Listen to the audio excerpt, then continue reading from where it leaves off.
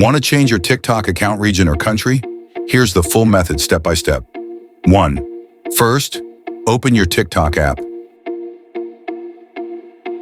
2. Go to your profile, bottom right corner. 3. Tap the 3 lines in the top right corner.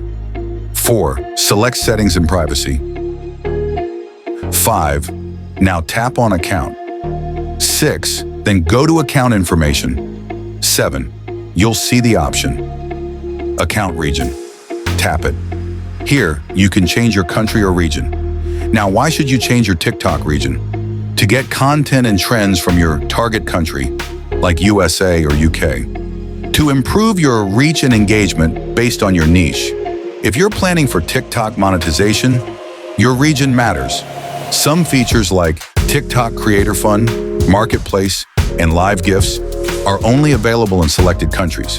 It helps you target the right audience, grow faster, and possibly get brand deals or sponsorships. Once you change your region, start interacting with content and hashtags from that country to boost visibility. That's it. If this helps, like the video and subscribe for more TikTok growth tips.